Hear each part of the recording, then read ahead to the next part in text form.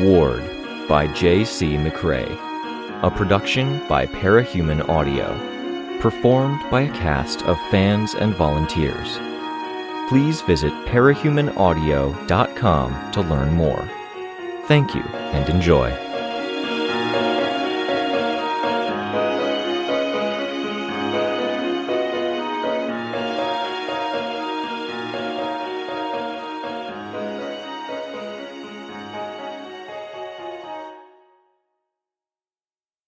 Arc 10, Polarize, Chapter 2.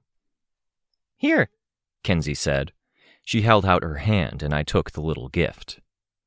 I turned it over in my hands as Kenzie skipped over to Sveta to pass Sveta something similar. A hair clip. Mine was sun-shaped. Sveta's was a seashell spiral. The others were walking and talking as we all headed into the mall. "I thought since you guys are sort of recognizable, you might want to keep things subtle. Yours isn't very fancy, but it should change up your look a bit, like we did for the others. Sveta, you should take one of those packs. I gave one to Rein, and I'm carrying one for the Ashleys." "A pack?" "We'll go to the bathroom so you can change surreptitiously?" I asked. "Yeah, I'll give you something, or I'll give it to Victoria, and you can stay close to Victoria." "Okay," Sveta said, leaning on me. "You aren't overworking yourself?" I asked. "Only a tiny bit. These are easy. It's tech I already had. The issue was getting somewhere I could work on it in peace now that I'm at the institution. I ended up going to the headquarters." "Alone?" Sveta asked. "Yeah. Turns out I can do what Chris did, leave and nobody asks questions. Part of that is they think I'm a good student and I'm obedient, so it's okay." "Yeah, that's not Chris," I said. "No, I know. He was creepy scary when he wanted to be. I'm creepily good nice. Same thing in the end. It just feels kind of lonely, you know? Bathroom's this way." "I can see it being lonely, yeah," I said. "I'm really missing him. That's part of it. The other part is realizing that there's so much you can get away with because most adults are so busy trying to live their lives and deal with a group of kids that one kid doesn't matter. I think I'd be happier if I couldn't get to my workshop at all because they were paying a lot of attention to me." "I can see that," I said. "It would be more happiness for a very short time," Swansong said. "Then it might feel hollow. I'm glad that your work means we can spend time together like this." Kenzie nodded, excited and sudden. "Right?" Silent, I pushed the door to the unisex bathroom open, holding it for the others. Rein, Byron, and Aaron hung back in the mall's concourse while the rest of us went in. There were people inside, a husband and a wife with a baby that they were wholly focused on, taking up 3 sinks between them. I hung back until they were gone, as the Ashleys headed to the sinks furthest from the door, standing side by side as they peered at their reflections. I hoped that Damsel wouldn't be a bad influence on Swansong. The parents left, and most of the stalls were left empty. Only one stall to watch for, and we could situate ourselves where we weren't overheard. "There's a dial built into it. You might have to tilt it to see," Kenzie instructed. "That controls the scope of it. I would have liked to have 2 dials, because you can do an awful lot of exploration with 2 dials. Double tap the surface to turn it on. Oh, let me help you." Kenzie helped Sveta with the hair clip. I took the moment to figure out my sun-shaped device. The dial required my fingernail to adjust. I double-tapped it to turn it on, and my world was swallowed up by a faint checkerboard haze. A transparent screen falling into place around my head and hands, where skin and hair were visible. The haze snapped out of existence as the device seemed to figure out where my eyes were, creating eye-hole-shaped gaps in the screen, while instead creating greater than and less than blurs of shadow to frame my eyes. A moment later, the checkerboard and the shapes were gone. My skin tone changed along my hands, my fingernails now artificially painted.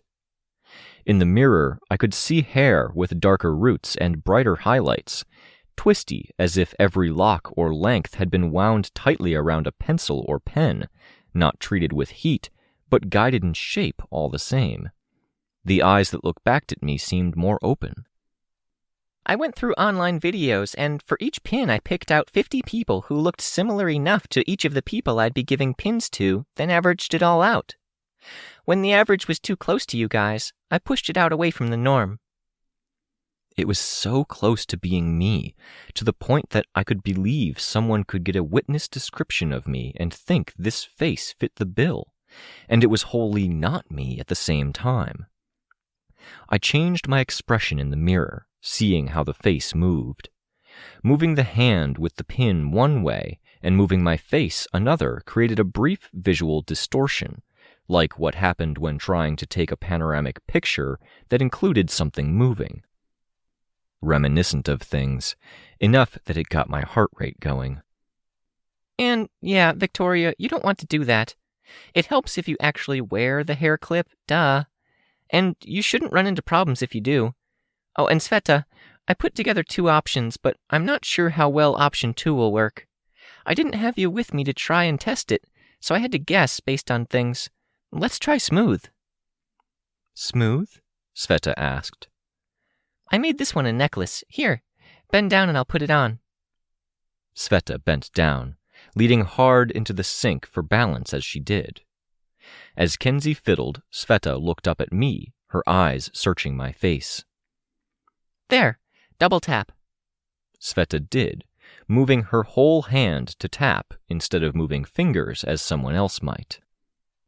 As had happened to me, the white-black checkerboard pattern overlaid her, loose and hovering over her skin.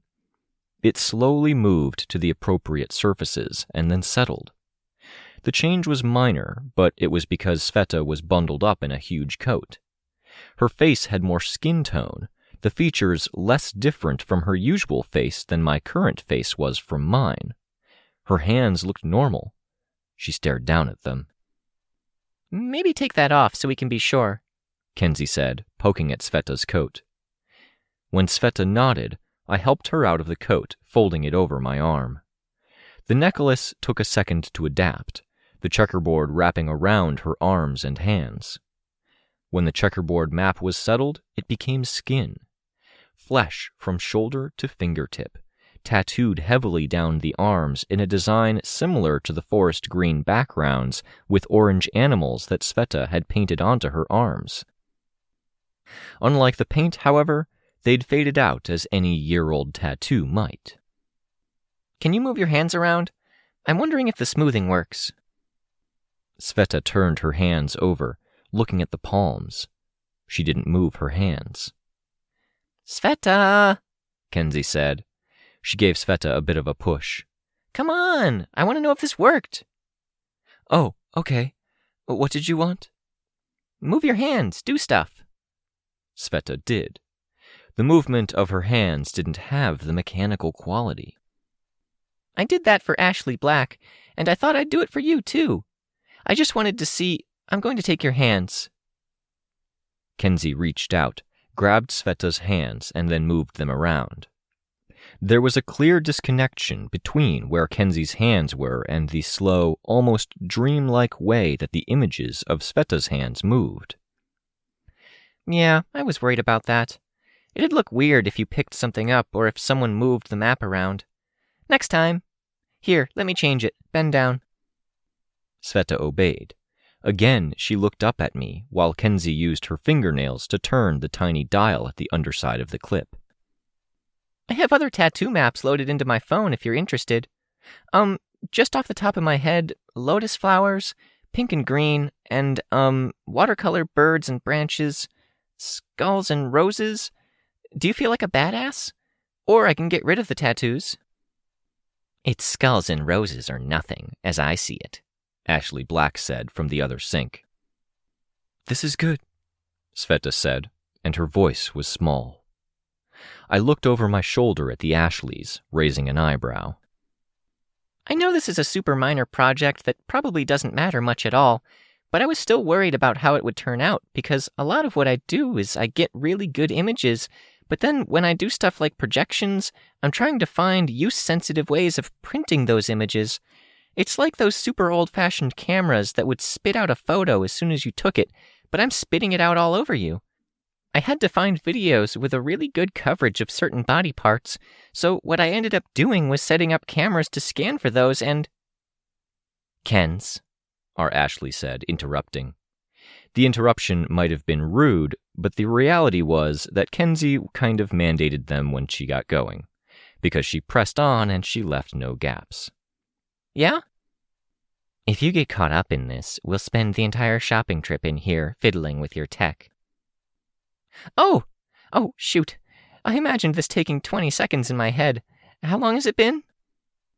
Not 20 seconds, our Ashley replied.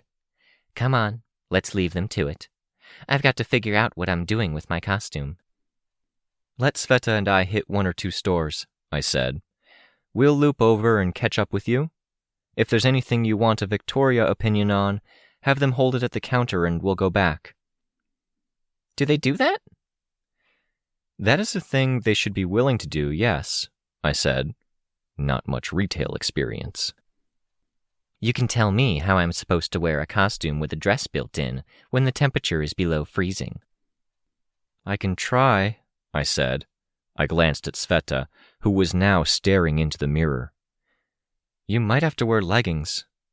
She made a face, then looked at Kenzie. I can do a thing, don't worry, Kenzie said. I'm going to have to invest in better battery packs, though. Speaking of... She fished in her bag, then came out with a satchel. It was barely bigger than a fanny pack, but it looked like it had a double-sized brick in it. Where? Or have Victoria carry it and stay close. It'll keep things charged, so you don't burn out at an awkward time. I'll carry it. I reached out and took it. It had to weigh 20 pounds. Bye. Bye, Kens, I said. The door banged close. Sveta and I stood at our individual sinks, looking into the mirrors. I wasn't Victoria Dallin. I'd been Victoria Dallin of that Dallin family since I'd been born. Famous enough to be recognized even when visiting Boston or Portland, not famous enough to be a true celebrity outside of my hometown. At school and during events, even in my sports, I'd always been the daughter of superheroes. Things had eased up after Victoria Dallin had died, but even after, in hospitals and in the patrol, I'd still had the looks, the remarks. In a way, I'd liked it. I'd embraced it, but I wore a mask to be a civilian, and I felt the lifting of a burden I hadn't realized was there. The door opened, and a middle-aged guy entered the bathroom. He didn't spare us a glance as he hurried to his stall. No double check of a look for Sveta. What I was experiencing couldn't be a tenth of what Sveta might be feeling. She dragged her fingers along the length of her arm, and there was a slight distortion, slight enough that I might have explained it away as skin stretching on contact. I saw her turn her arm around, examining elbow, then craning her head around to try to get a better look at the shape of her shoulder. In the midst of it, she seemed to get a glimpse of me, and I could see that moment where the spell broke. She didn't recognize the person standing next to her, and then realization set in. Oh, I'm sorry, she said. It's perfectly okay. I've got you holding everything. My coat, my bag with... Was it a battery? Let me take some of that. Here, take the coat. She nodded. When she took the coat, it was to hug the mass of damp polyester against her front, both arms wrapped around it. One of her hands pulled away, the wrist still holding the cloth in place, and her eyes fell on the moving fingers. Without the smooth setting, they moved like her prosthetic fingers did, a subtle difference. Super minor project that doesn't matter much, she said. She bit her lip, nodding. Yeah, I said. I've got a glimmer of that same feeling, and I think we should take that feeling and run with it. Run how? You and I are two completely different, unrelated people with none of the baggage and history, none of the current worries, and all of the great taste. I'm not sure I have taste. I think you do, I said. I reached out for her arm, and my finger touched the hard surface, while appearing to depress the skin that was being projected there. The tattoo was there, with bold outlines and flat colors. You're an artist. Come on. First stop is winter stuff. She let me lead her out of the bathroom and into the mall concourse. Kenzie and the Ashleys were already gone, but Rein and Erin were at a kiosk where books and movie DVDs were set up on revolving stands, each of them with some candy and a drink. Rein seemed oblivious to us as we passed them, but Erin managed to get it after a double take before shooting us a thumbs up. Rein said something to Byron, who was deeper inside the kiosk. You don't get cold, right? I asked. Not as much. I kind of get brain freeze, but I have to be pretty cold for that. I didn't know that. Yeah. Once I get it, I have to warm up the rest of the way to get rid of it. But no, cold doesn't usually bother me much. That lets us be more flexible then. Thrift store? I was thinking I'd be willing to buy a nice coat if I'm going to be wearing it outside the next few months. We'll keep that in mind as an option, but as sad as it is, a lot of people sold their extra things when money was tight, and the thrift stores are currently a gold mine. Okay. You seem to gravitate toward the hippie bohemian surfer style? Flowy, cascading, loose, long, printed, or patterned? I guess. I had to pick a few things that I liked after I got a body. I rushed my choices because I was shopping with Weld and I didn't want to keep him forever, so I just went with stuff. Half of it was stuff he liked. Then when I get new clothes, I get clothes that fit with what I already have. But do you like it? I do.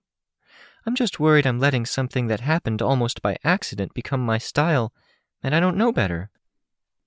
I'm sure there are lots of pieces of art where someone's been painting, they make a mistake, and in the process of adapting to it, they find something better. Yeah. We'll dig around, try new things, see what works. Sveta nodded.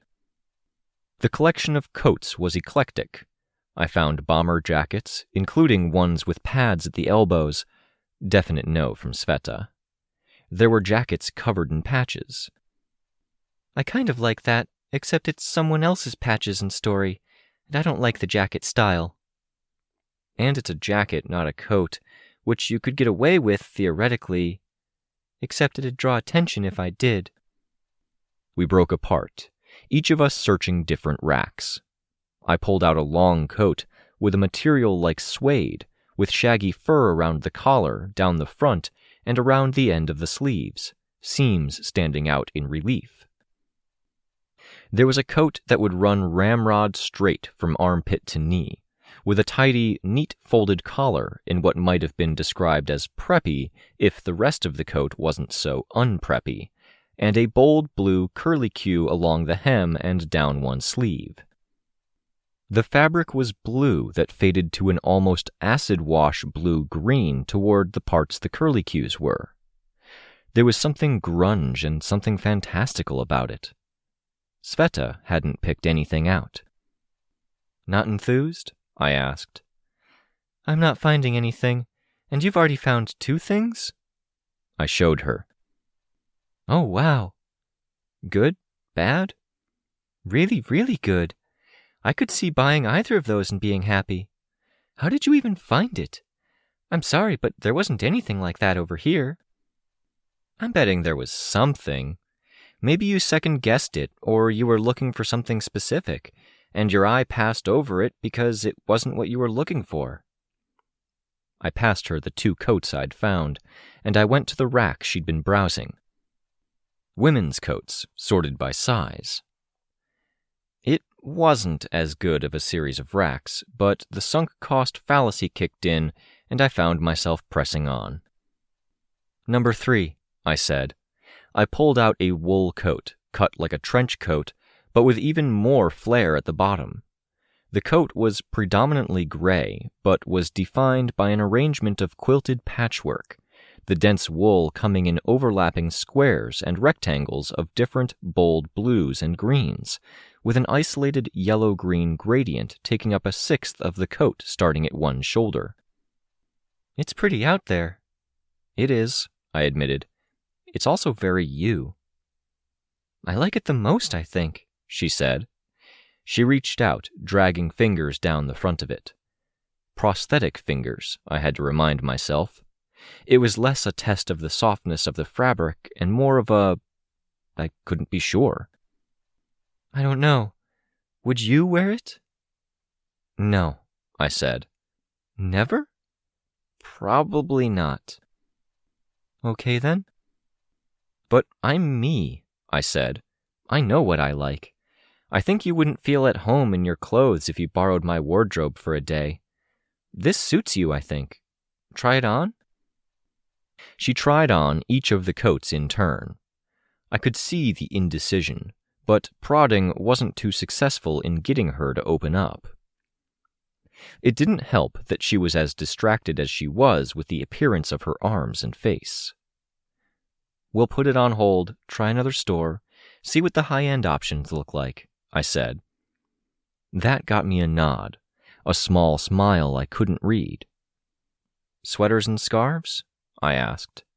The nod was more enthusiastic this time. If I'm bossing you around, you can tell me to quit it. I like you bossing me around, she said. I'm happy, even if I can't seem to pick anything. Good, I said. You hunt over here, I hunt over there? The hunt was easier when it came to sweaters.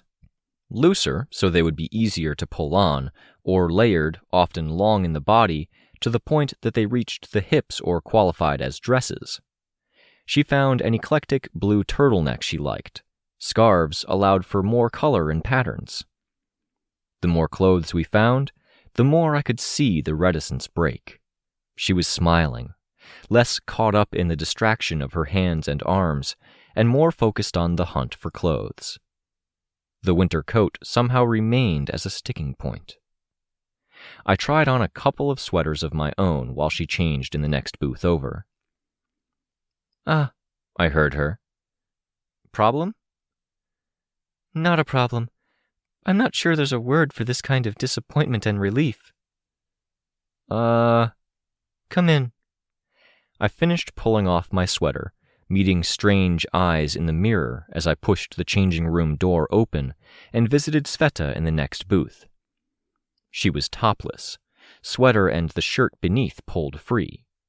The projected skin that draped over her arms, shoulders, neck, and collarbone extended down to the area that would be her cleavage.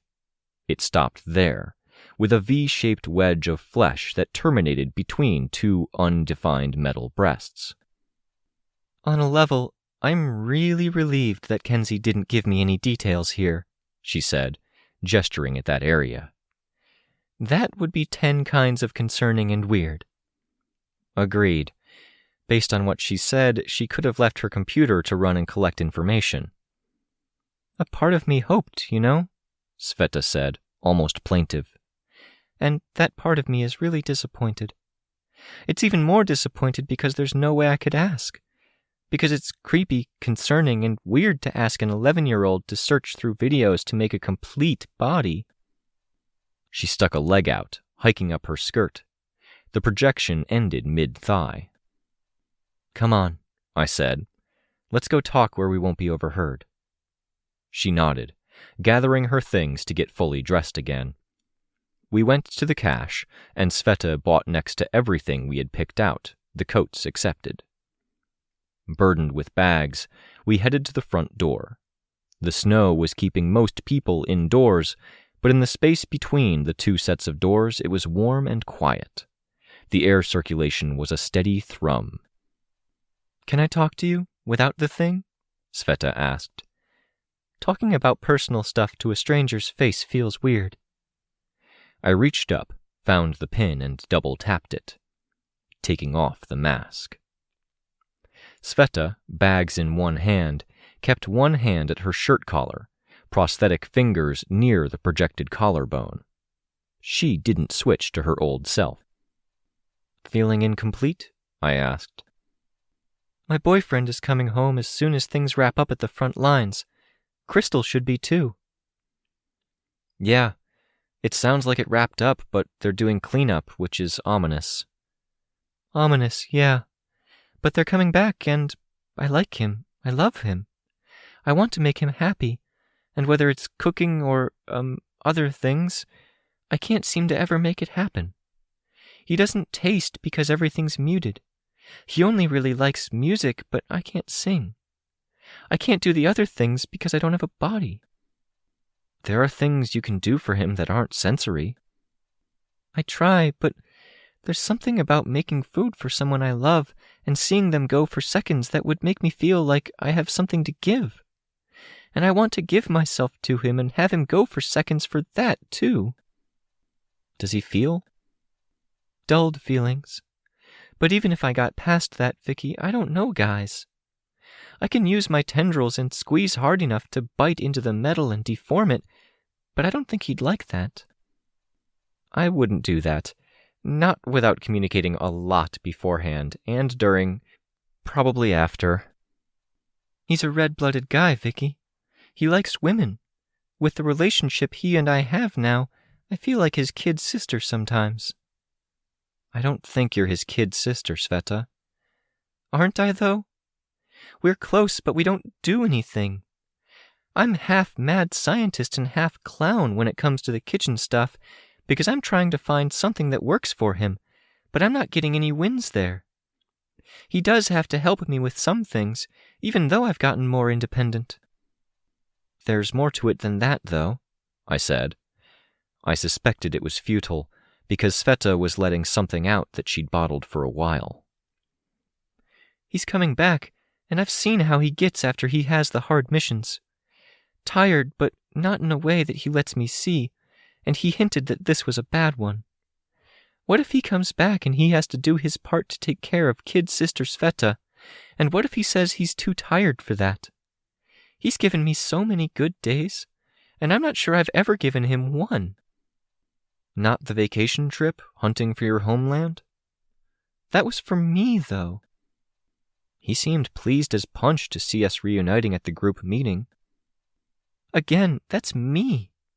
If I could make something and have it taste good or new or interesting to him, then that would be happiness originating from him, his thing, a breakthrough for him.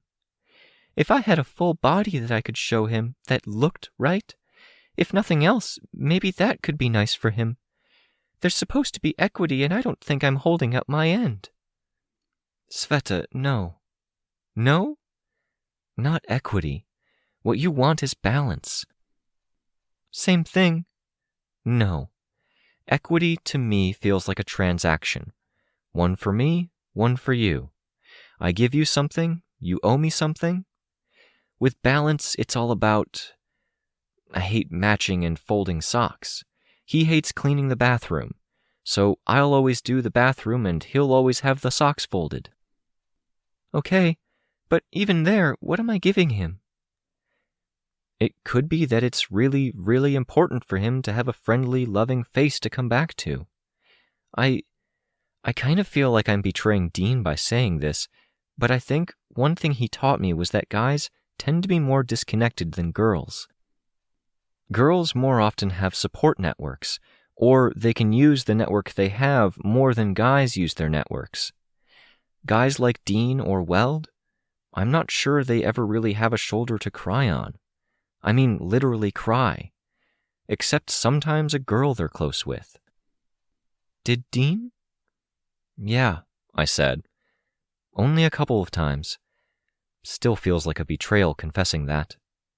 Which is maybe the problem or mindset that feeds into why they can so rarely do it. We could change the topic. No, it's just that maybe that's what Weld needs. Love, trust, caring, sharing, and that intimacy that isn't only about mashing stuff together. It can be about being someone's shoulder.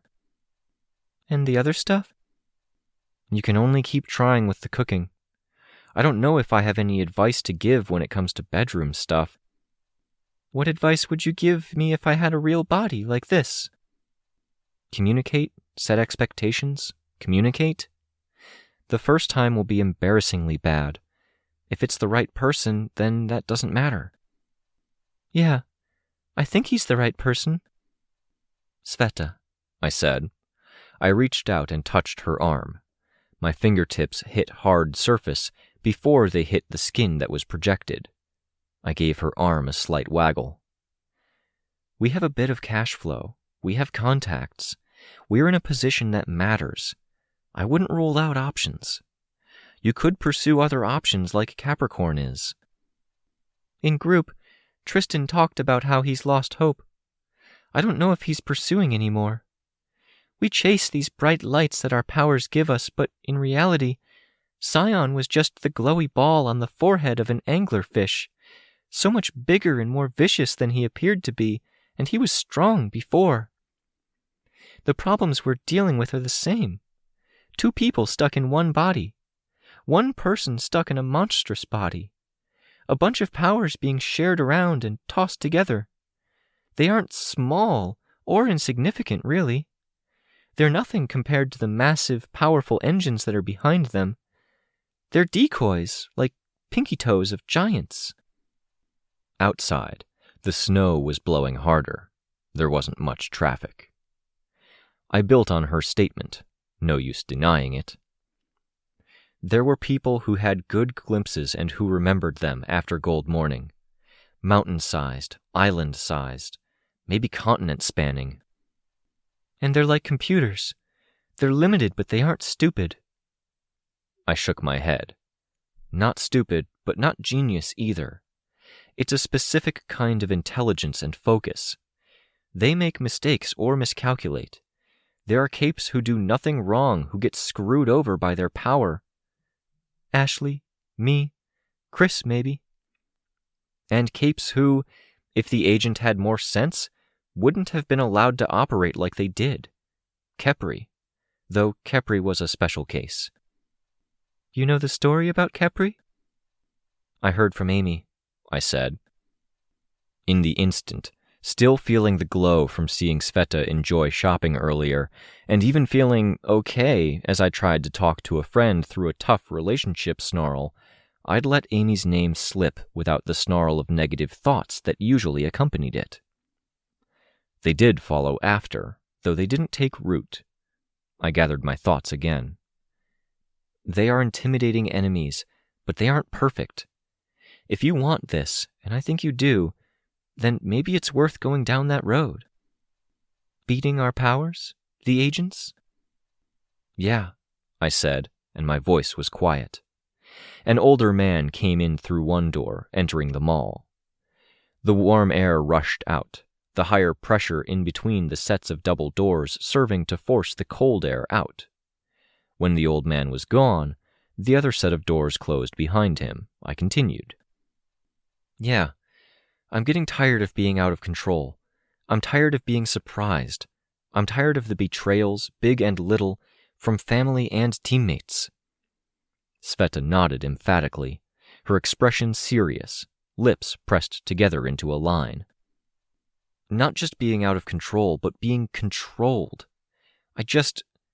No way I can tolerate that. Not Valefor, not Amy, not Mama Mathers, not Kingdom Come, in your case, not Goddess. Before the prison attack brought things to a standstill, we were building something. Based on some of the emails I've skimmed, we can mostly pick up where we left off. You could talk to the team about this, Sveta said. You're bringing it up with me first, like you did with your force field. I nodded. Why? To gauge. How far do you want to go with this? It's weird, but I know what the others want by now. I get the impression that you could find 1 or 2 key things or key answers and you could be truly happy. You have the second coolest boyfriend ever. You're beautiful, you're artistic, you're compassionate, and you could hold your own in any team. You might be overselling me. But if someone could have a magic wand and grant you one wish, you'd be okay, wouldn't you? You could settle down and be happy? One thing? There are things on the side I care about. Beyond my own issue, I care about Case 53's. I kind of want to find out where I came from. But if you had a magic wand with one wish, those are things you could still handle, right? You could donate to charities or support an organization. You could travel on your own once things settled down. I might have too much of a hero bug in me to stop altogether, Sveta said. She leaned into me, her head resting on my shoulder. Good to know then, I said. The reason I ask, and the reason I'm asking you first, is I wanted to know how far you'd be willing to go. In what way? She asked. I tried to articulate it, and then settled for shaking my head. That's not an answer. We left Monocaros in that alternate Earth. We put her in a hole she could get out of, and she's in a prison without people or exits. She'll finish off the food there, and then she'll have to hunt or forage. It's a stopgap until we have another alternative. Except Tristan lied and said she was dead.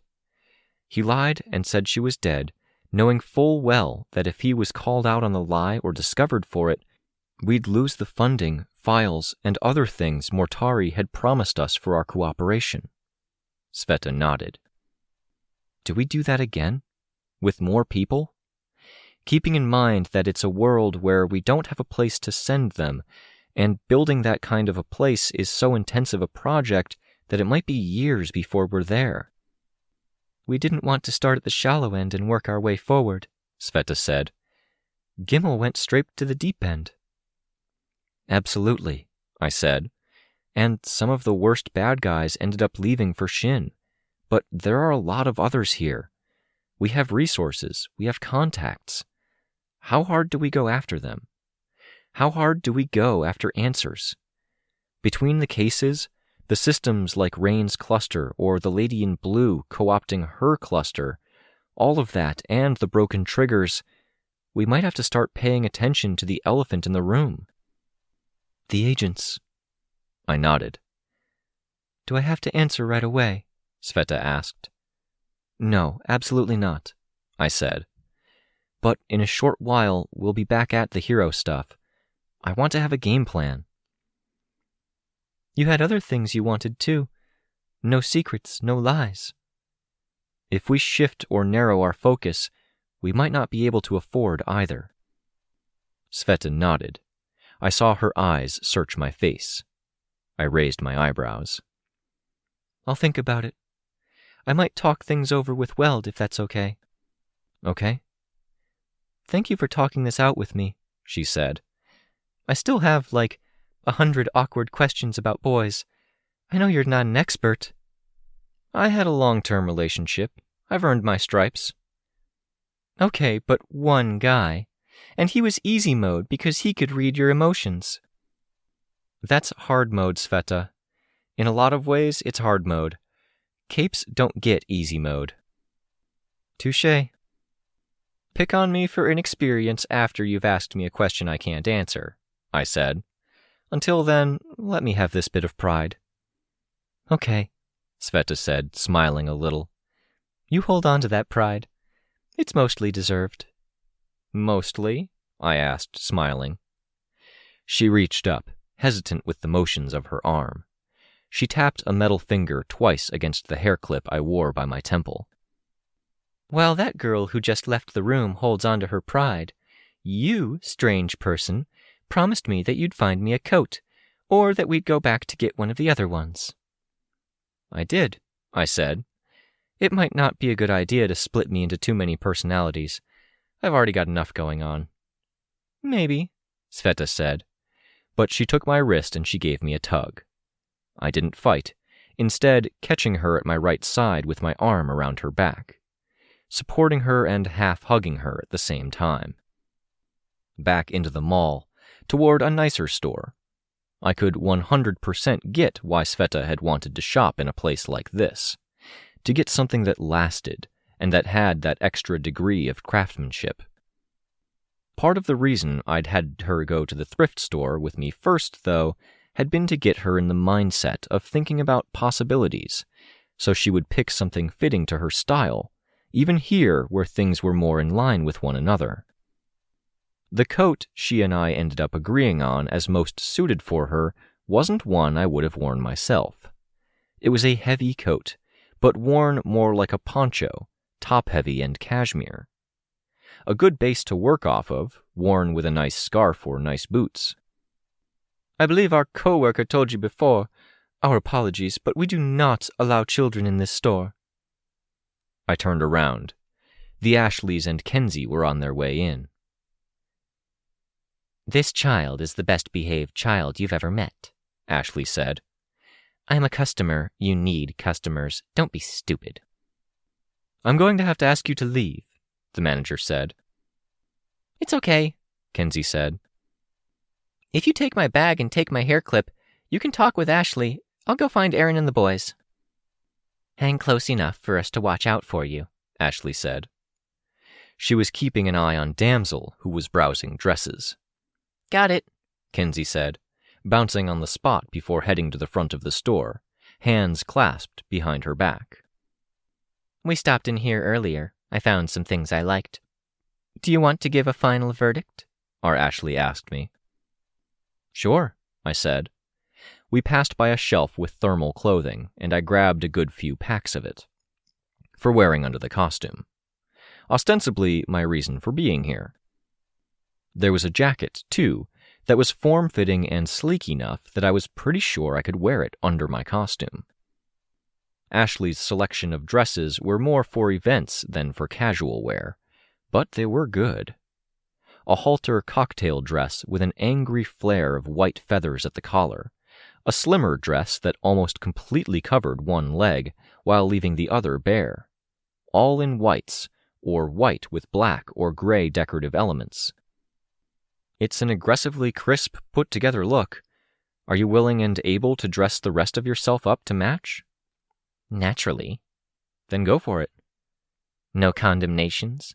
No calls for more color? Nah, I said. I know what you're capable of. That I could take your head clean off your shoulders if needed? More like I know you can live up to a style this severe. Sveta said. Sorry to jump in. We forgot about your coat. Do you want to buy it? I thought about it, and I think I'm going to go to the other store for the patchwork one. I smiled. Don't be smug, she said. I'm taking Ken's. She took her battery pack, too, leaving me with the Ashleys and their battery pack, just heavy enough to be obnoxious. I gathered up the dresses we'd liked and took them to the counter. The Ashleys were holograms, so they couldn't carry, and one of my hands was burned. Only reason I'm going to condemn someone for what they're wearing is if it's offensive or if it's clear they could do better. The first gets the hero in me acting up. Terrible, terrible, Damsel said. And the second is going to make the inner coach in me antsy. Nothing quite so infuriating as being witness to someone doing something just slightly wrong or a lot wrong regularly. I feel that way about almost everyone doing anything, Ashley said. I looked back over my shoulder, toward the store where Sveta and Kenzie had gone. I could see them at the counter, the dress draped over the end of it. They're good. I like them, Ashley said. Is she okay? I asked. Kenzie? No, Ashley said. She's almost as bad as when I first met her. Better in some ways, but in others. She didn't finish the sentence. I wondered if she was expecting her twin to finish it. We'll keep an eye out, I promised. Please. Sveta and Kenzie emerged, Sveta now wearing the jacket. She flickered slightly as Kenzie bolted ahead to where the Ashleys and I were. Rein went to the food court, Kenzie said. Are you surveilling Rein? Sveta asked, mock stern. No, I saw him walk that way, Kenzie said. No, I'm kidding. Yes, he has my tech on him, and I'm keeping an eye on that tech, so I know kind of where he is. But I'm keeping an eye on my tech, not on him specifically. Ashley gave me a sideways look. I saw that, Ashley Swan. Don't do that. I put my hand on Kenzie's head, wobbling it left and right before pulling her closer, so my hand was on her far shoulder, her other shoulder against my side. Sveta was on the other side of me, looking as pleased as Punch with her coat, her other coat and bags held under her other arm. Aaron, Byron, and Rein were gathered in the empty food court. Some of the stalls were only just now opening or reopening. More distracting was the lingering decorations and setup from an event that might have happened a day ago. It looked like this spot had been a gathering place for one of the big anti-parahuman groups. They hadn't properly discarded of their signs or messaging, with much of it left stacked or leaning against a wall in the corner, along with some black trash bags. "Jesus," Byron said as we drew closer. He added some Spanish words I didn't know. "That's a lot of stuff." "Because they're doing it right," Aaron said. She sat on a table, her feet on the stool next to the one Rein was seated on.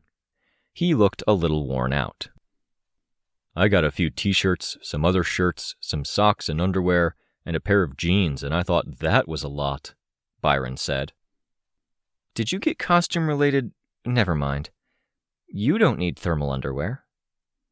"Not really. Got a pack for Tristan." "And Rein?" I asked. "We got stuff for Rein," Aaron said. "We could have got more, but we decided to take a break." "Turns out malls make me pretty ridiculously anxious," Rein said. "Stupid." "We all have our hang-ups," Byron said. As a group, we got ourselves sorted across 2 sets of tables. Bags were deposited in the middle section. "Are we keeping this light and fun, or do we talk about more serious things?" Sveta asked. I kept my mouth shut. I was up for either, but I didn't want to steer things too much. "Hard to keep it light with that hanging over our heads," Byron said, indicating the anti-parahuman signage. "Well, to be fair, they're right," Rein said. "Parahumans suck. We do crummy things. There are scary ones out there." "We could talk business now, then go back to fun, if you guys think you can do that," Rein suggested, almost hopeful. "Are we eating?" Kenzie asked. "I'm eating right now," Damsel said, sitting at the furthest seat away in our cluster of 2 tables. "Tea and sandwiches." "If you're hungry, we can eat," I said. "I'm going to go get a taco or a wrap," Kenzie said, heading to the place apparently dubbed Hell Taco. "Business it is," Byron said. "I'll swap out to Trist as he has more to say, if nobody's looking." Nobody was. The change was subtle, as Tristan was wearing a black coat, same as Byron. Tristan punched Rein lightly in one shoulder, and Rein gave him a half-hearted smile in response. "While the munchkin is getting her food, is there anything we need to talk about that isn't for her ears?" Tristan asked. "That's the first place your mind goes?" I asked. "I thought I'd bring it up. Kenzie's away for a few minutes. Is there anything we need to work out?" "Chris is gone. She's bummed and not at her best, so we watch out for her and we watch her," I said. "Succinctly put," Tristan said. "Are you swinging by the institution at some point to check on her?" "Sure," I said. "Are we going to talk about Chris?" Ashley asked. "Hard to do until we have more information," I said. "Okay," Ashley said. "You're going to have files, right? From Mortari?" "Not on Chris, I don't think, but yes."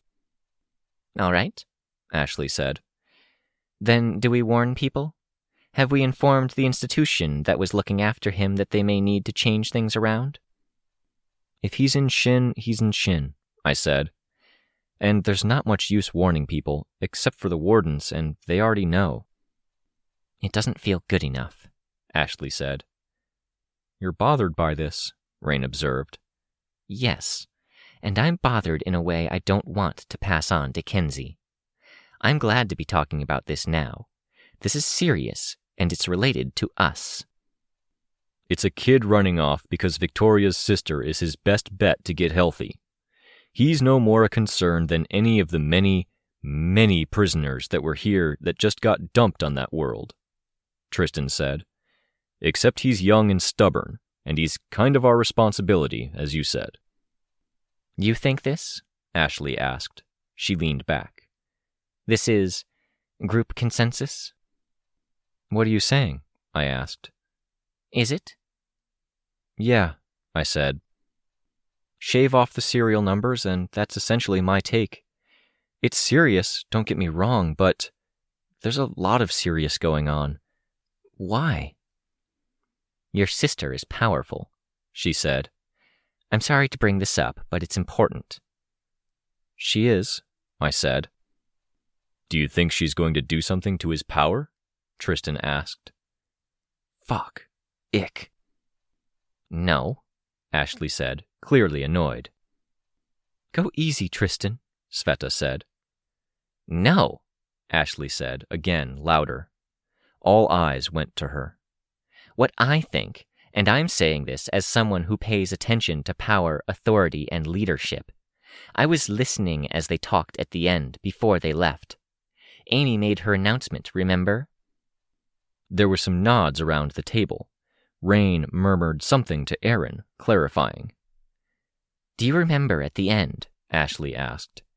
She turned to him, and she asked him, was that all right, or something like that. Something like that, Tristan said.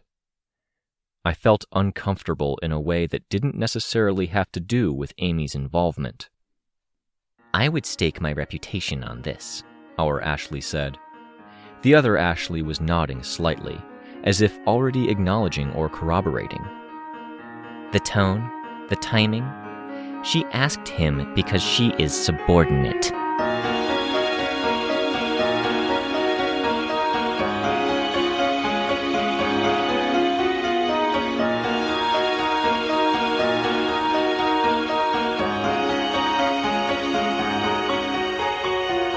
This was a production of Ward by Parahuman Audio. Ward and the Parahuman stories are written and owned by J.C. McCrae. You can find the original text and support the author at parahumans.net. For more of the Ward audiobook, as well as other community works, please visit parahumanaudio.com. Music for this chapter was by Enexia. Editing by SamuraiBuko. Narration by Robert Rein Ramsay. Find more of their work at our website. Thank you for listening.